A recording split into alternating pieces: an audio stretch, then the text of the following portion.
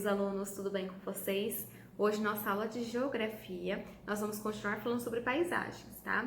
Então, na aula passada, nós falamos sobre paisagem, os tipos de paisagem, que temos a paisagem natural e a cultural, né? E agora nós vamos falar de elementos que podem mudar, modificar essas paisagens. Então, nós vamos falar dos elementos naturais, tá? Da natureza, que modificam essa paisagem, e os elementos que são do ser humano, tá? O ser humano que modifica a natureza. Então, nós vamos começar a falar primeiro das modificações que a natureza faz na paisagem. Então, quais elementos naturais que eu tenho que pode modificar uma paisagem?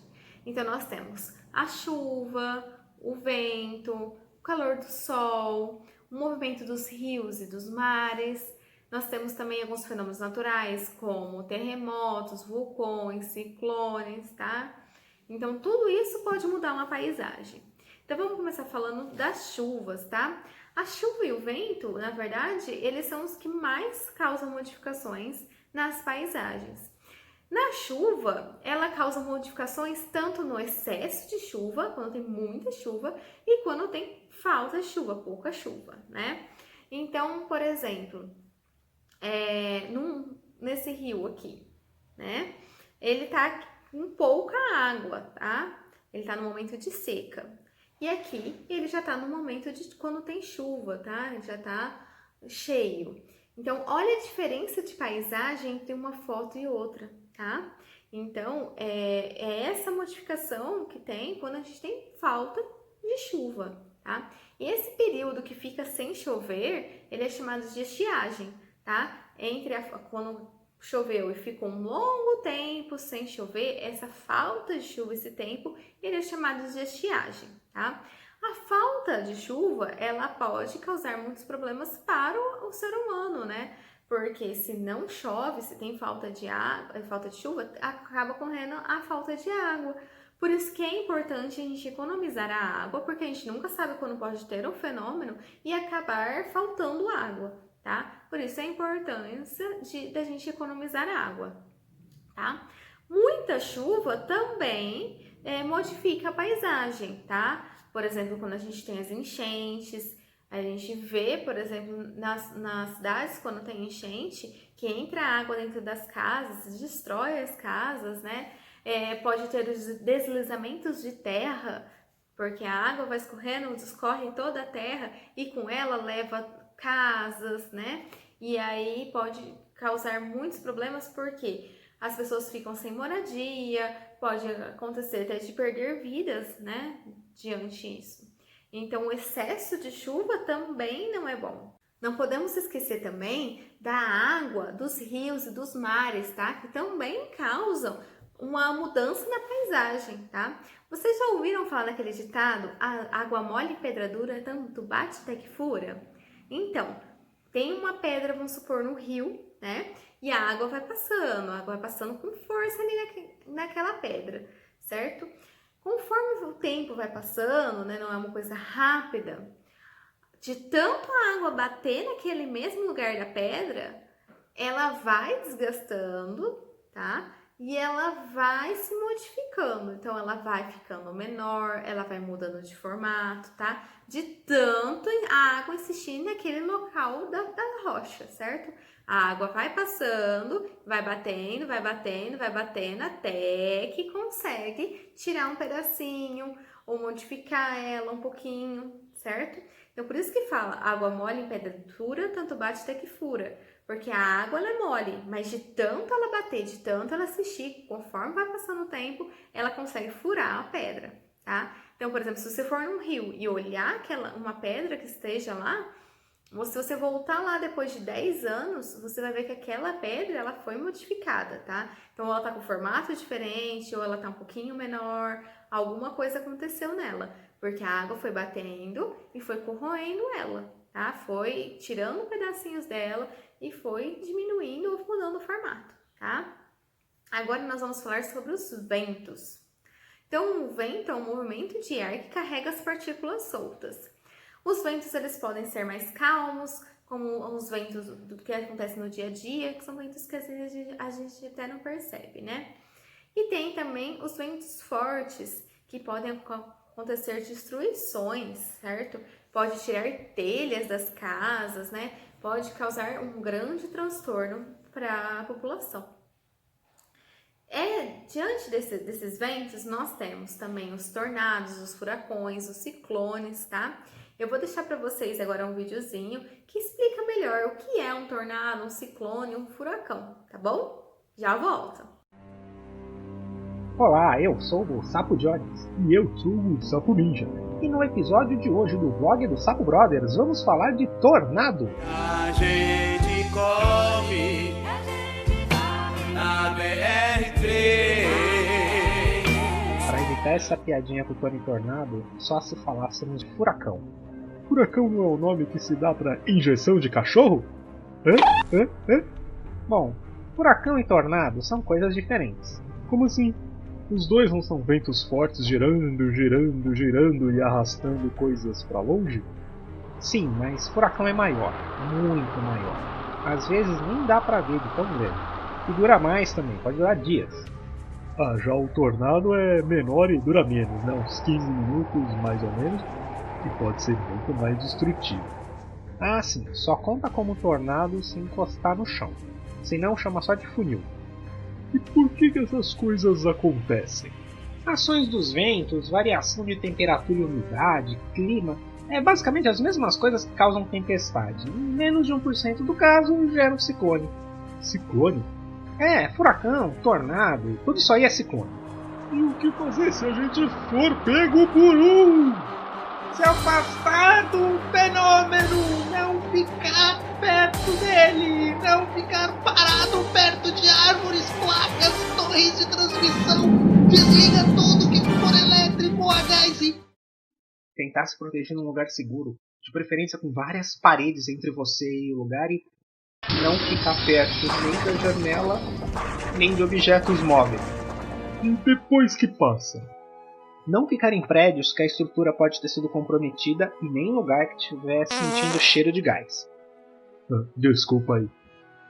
E não usar serviços hospitalares ou de comunicação, a não ser que realmente esteja precisando, para deixar livre para quem está realmente precisando. E ajudar como puder aqueles que tiverem problemas de locomoção, por exemplo, crianças e idosos. Assim, e também enviando doações. É isso aí, pessoal. Cuidado com os tornados. E dê uma força pra galera que tá precisando. Então, nós temos também o sol e o calor, né? Que também muda a paisagem. Vocês lembram na nossa aula de ciências, no nosso vídeo anterior, que eu coloquei sobre o ciclo da água da turma da Clarinha? Então, lá tem uma hora que ela tá no rio, logo acho que no final, e ela evapora, ou seja, a água vai sendo esquentada, né? A água do rio, e ela evapora, ela sai do estado líquido para o estado gasoso, né? Que nós aprendemos. Então, ela evapora e forma nuvem, né? Então, essa vaporização é uma transformação da paisagem. E quando ela forma nuvem, depois ela chove, né? Lembra, Clarinha? Ela cai, ela chove. Então, essa chuva também é uma alteração da paisagem. Nós vamos falar agora sobre os fenômenos naturais. Então, nós vamos falar sobre terremotos e vulcões. Mas antes disso, eu quero falar com vocês sobre como é a Terra, para vocês entenderem como são os terremotos e os vulcões. Então, a Terra, ela não é uma esfera oca. Então, dentro dela não tem nada, porque nós moramos em cima dela, né? Então, por exemplo, vamos supor que aqui é a Terra, tá vendo? Ela é uma esfera. Nós moramos aqui, tá? Na superfície dela. Nós moramos todos aqui grudadinhos aqui, né? E dentro dela, ela não é oca desse jeito, tá? Dentro dela, nós temos coisas aqui dentro, tá? Então, aqui a gente vive e dentro dela nós temos o núcleo e o manto, tá? Então, aqui onde a gente vive é a crosta terrestre, tá? Que é aqui em cima, tá bom? Dentro dela, então, nós temos uma camada que é o manto e dentro do manto nós temos o núcleo, tá? No manto, a temperatura chega de 700 a 1.300 graus Celsius. Então, é muito, muito quente. E é tão quente que ele derrete as rochas, derrete as pedras que tem lá, certo? Então, ele forma um magma, que é essa rocha derretida, porque tá tão quente, que a rocha tá líquida, certo? E depois nós temos o núcleo dentro do manto, que é mais quente ainda, certo? Então, o lugar que a gente mora, que é aqui a crosta em volta da Terra, ela é mais frio, certo? Depois nós temos o manto, que é bem quente, depois o núcleo, que é mais quente ainda, tá? Eu vou deixar um videozinho para vocês agora, para vocês entenderem um pouquinho como que funciona a Terra, tá? Smile and Learn! Hoje, nas camadas da Terra, vamos falar sobre a geosfera. A geosfera é a camada interna da Terra e vai da superfície até o centro do planeta. Esta camada nos proporciona um terreno sólido no qual podemos viver. A geosfera tem uma espessura de aproximadamente 6.370 km e é formada por rochas, minerais, magma e areia. Quanto mais nos aproximamos do centro, maior é a temperatura, a densidade e a pressão. A geosfera é formada por 3 camadas concêntricas que estão em constante movimento: a crosta, o manto e o núcleo. A crosta é a camada externa e mais fina da geosfera. Dependendo da região, pode medir de 5 a 30 quilômetros. É formada pelos continentes e pelo fundo dos oceanos. Na geosfera, podemos encontrar as placas tectônicas, que formam parte tanto da crosta quanto do manto. É uma zona conhecida como litosfera. As placas tectônicas estão em constante movimento, moldando a crosta terrestre. Os movimentos mais fortes das placas tectônicas são os responsáveis pelos terremotos. A segunda camada da geosfera é conhecida como manto e corresponde a aproximadamente 82% do volume da Terra, chegando a 2.900 km de profundidade. No manto, as temperaturas são muito altas, entre 700 e 1.300 graus centígrados, e é por isso que as rochas que formam o manto estão em estado líquido. Se chamam magma. Algumas vezes o magma passa pelos limites das placas tectônicas, chegando na superfície terrestre. É assim que os vulcões entram em erupção. O núcleo é a camada interna da Terra e tem aproximadamente 3.500 km de espessura. A parte interna dele é formada por ferro sólido e a parte externa é formada por ferro líquido e níquel líquido. A temperatura do núcleo é muito alta, de 4.400 a 6.000 graus centígrados. A diferença de pressão e de temperatura do núcleo externo formam movimentos no metal líquido, provocando correntes elétricas que criam campos magnéticos. Você sabia que é graças a estes campos magnéticos que podemos usar alguns objetos, como a bússola, por exemplo? Por hoje é só. Vocês gostaram das camadas da geosfera? Então, vocês viram no vídeo, né, que entre a crosta e o manto, ele tem as placas tectônicas, tá? Que nós estamos em cima dessas placas, mas essas placas estão muito abaixo da gente, então a gente não vê. Tá lá no fim dos mares, muito abaixo da terra, certo? Então, nós não conseguimos ver, não conseguimos chegar lá. Mas existe, bem abaixo da gente, existem essas placas tectônicas. E quando elas se movimentam, ou quando elas chocam, elas estão se movimentando, elas chocam, ou elas se movimentam assim do lado, o que acontece? Acontece os terremotos, certo? Porque treme a terra desse movimento que ela faz, né? Também tem também os vulcões. O vulcão é quando a gente tem uma montanha que tem uma fenda, certo? E quando acontece esse movimento das placas tectônicas, escapa aquele magma, né, que é aquela rocha derretida que estava lá no manto e passa para a crosta terrestre, quando a gente vê aquela lava saindo, né, que é o magma, certo? Que é aquela rocha derretida. Conforme ele vai saindo, aqui, como eu disse, é muito mais frio, né? Menos quente do que lá no manto. Então, ele vai endurecer. Então, ele vai escorrer e vai acabar endurecendo. Quando ele endurecer, ele vai voltar a ser rocha, tá? Porque aqui nós estamos na temperatura mais gelada do que lá. Então, lá ele tá líquido porque ele tá muito quente. Então, ele sai esse líquido porque ele tá muito quente. Quando sai para cá, aqui tá mais gelado, então ele endurece, tá? E aí forma as outras rochas, forma as pedras, ou acabam formando alguma montanha, né? Então, é assim que formam as rochas, tá? Eu vou deixar agora um videozinho para vocês falando um pouquinho sobre os terremotos e sobre os vulcões, tá bom? Espero que vocês tenham entendido. E agora depois eu vou voltar para a gente falar agora da parte dos seres humanos que mudam a paisagem. A Terra vista do espaço. Mesmo daqui, não dá para ver que a camada mais externa do nosso planeta é constituída por placas tectônicas de diferentes tamanhos. E elas estão constantemente em movimento. Aqui, no meio do Oceano Atlântico, duas placas se afastam uma da outra. Elas são movidas pelo magma que é pressionado para a superfície. A substância viscosa, formada por pedras derretidas, se resfria e fecha o buraco entre as placas, o que provoca aos poucos a separação delas. E isso não acontece apenas no mar. Um exemplo é a Islândia. A ilha cresce cerca de 5 centímetros por ano porque as placas daqui também se distanciam. E por isso os terremotos acontecem com frequência no país. Mas eles são fracos e não causam muitos danos. Tremores de terra mais fortes podem ocorrer onde as placas tectônicas se aproximam e colidem umas com as outras, como por exemplo na Ásia, a milhares de quilômetros de distância.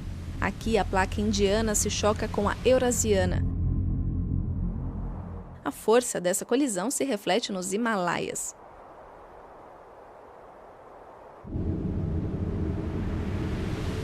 Nas bordas das placas se forma uma zona de tensão sob as montanhas. Quando o acúmulo de pressão é liberado, acontece um terremoto.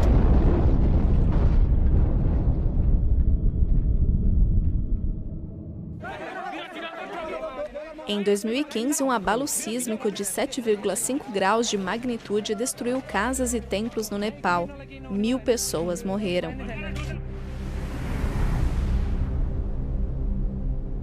Na costa do Japão, duas placas tectônicas também se chocam com frequência.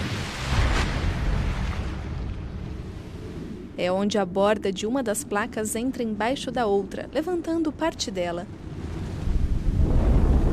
Esse movimento é a causa de uma das maiores catástrofes naturais, o tsunami.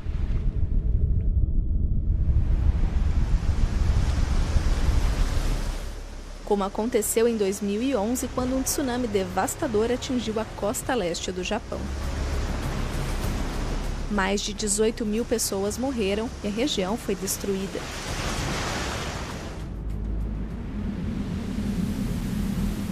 Na costa oeste dos Estados Unidos também acontecem terremotos. O motivo aqui, a falha San Andreas. Nela, duas placas tectônicas se encontram por 1.000 quilômetros. Isso pode trazer consequências graves.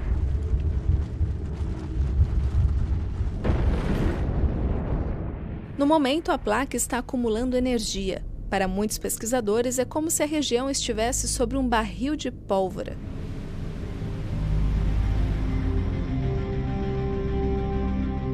As placas tectônicas estão em constante movimento e, principalmente nas bordas delas, a Terra treme. Então, como eu disse no começo do vídeo, né, as paisagens elas podem ser transformadas pela natureza, que foi o que a gente viu agora, e pelo ser humano, tá? Então, agora nós vamos falar sobre as mudanças da paisagem realizadas pelo ser humano, tá? Então, quais são os motivos, né? Existem vários motivos para que o homem vá lá e modifique a paisagem, seja para produzir alimento, para consumir algum produto, para construir uma moradia, para abrir caminho, construir ruas, tá? Para tudo isso e vários outros motivos que o homem vai lá e muda a paisagem daquele local, certo? Então, quando a gente vai construir uma cidade, ela muda muito a paisagem, porque nós temos que desmatar, Então, nós temos que construir casas, avenidas, estradas, ruas. Então, modifica muito a paisagem conforme vai aumentando a cidade, né? Uma coisa também que muda muito a paisagem é na construção de hidrelétricas. Vocês sabem o que é hidrelétricas? Então, hidrelétricas, elas servem para gerar energia, tá? Então, ela usa a queda da água, tá? Para gerar energia. Então, o que tem que ser feito para construir essa queda da água, né? Então, ele tem que pegar um rio, certo? Fazer uma barreira para juntar muita água para lá. Então, a gente constrói uma barreira e vai vindo a água do rio, vai vindo a água do rio e vai ficando parada aqui, certo? Então, aqui vai enchendo, vai transbordando.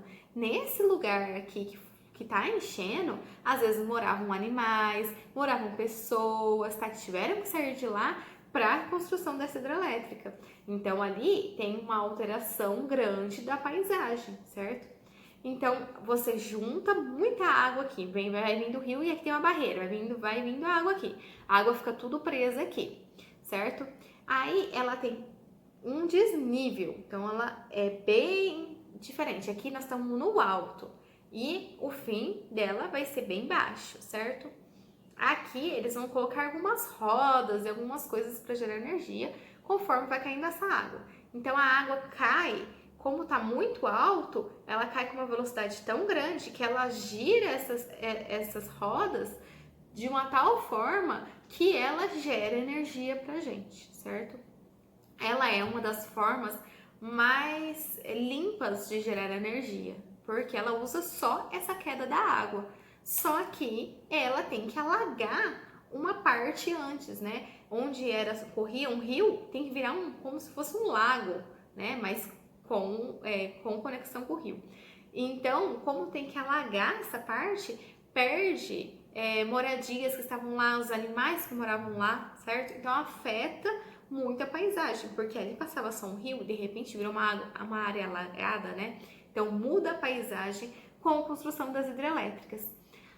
Mas é uma das formas mais limpas de gerar energia, tá? Ela é a energia eólica, que é a energia gerada do vento, certo? Nós temos alguns também elementos históricos que foram construídos pelo ser humano, certo? Então, o ser humano foi lá, construiu, né? Mudou aquela paisagem, mas isso foi muito tempo. Então, hoje em dia, a gente valoriza essas construções antigas. Então, nós pegamos, por exemplo, construções que foram feitas muitos anos atrás e nós vamos manter elas intactas. Ou nós vamos só fazer uma reforma. Mas não é uma reforma qualquer, é uma reforma que vai manter o padrão dela, o jeito que ela era antigamente. Para quê? Para ele vai se tornar um patrimônio histórico daquele município.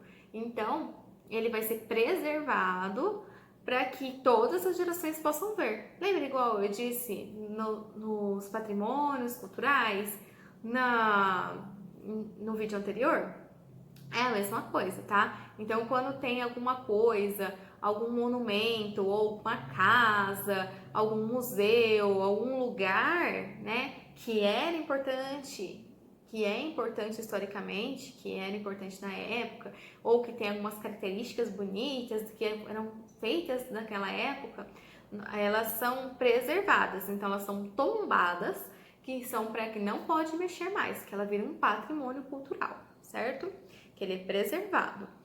Nós temos também alguns problemas ambientais devido a essas mudanças do homem, certo? Então, como eu disse, para a gente formar cidade, a gente tem que desmatar, tá? Tem que cortar as árvores, tem que cortar toda a vegetação que existia lá.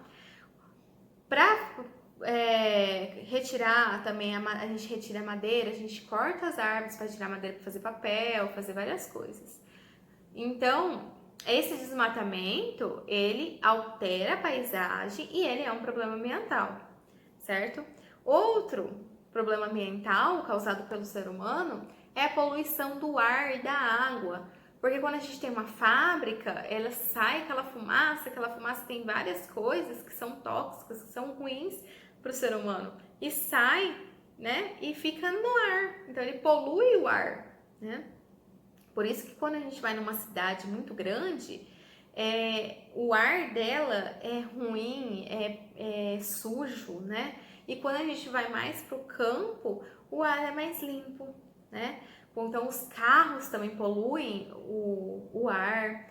Quando a gente tem, não sei se vocês viram o videozinho da Clarinha, né? Do que fala sobre o ciclo da água e também falava um pouquinho sobre o tratamento da água de esgoto, certo? Que tratava aquele esgoto, né? O esgoto, quando a gente dá descarga no vaso sanitário, aquilo tudo vai para o esgoto. Só que não são todos os locais que tratam o esgoto igual está no vídeo, que é o correto. Então tem várias cidades, vários lugares que não tratam, então joga tudo direto no rio e polui o rio. Também tem fábricas que jogam as coisas no rio, nos mares e suja, né? Também a gente, às vezes, tem muitas pessoas que jogam papel no chão, ou quando vai na praia deixa lá papel, plástico, e não pode, porque vai poluir a praia, vai poluir o mar, vai poluir o rio, e vai causar problemas para os animais que moram lá também. Não é só um problema para nós, é um problema também para os animais que moram lá. Outra forma de poluir o meio ambiente é a exploração do ouro, por exemplo.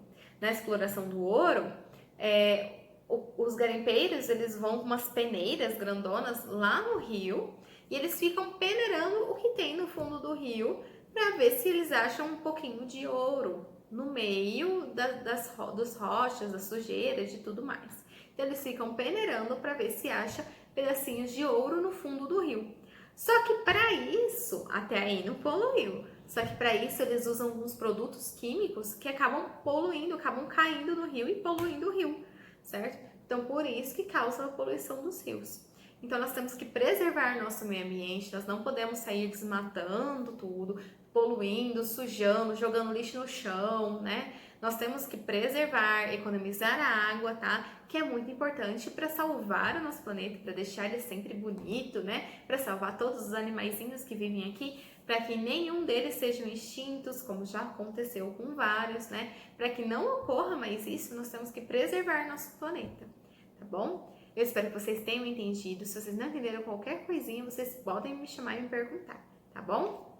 Beijos e até a próxima aula.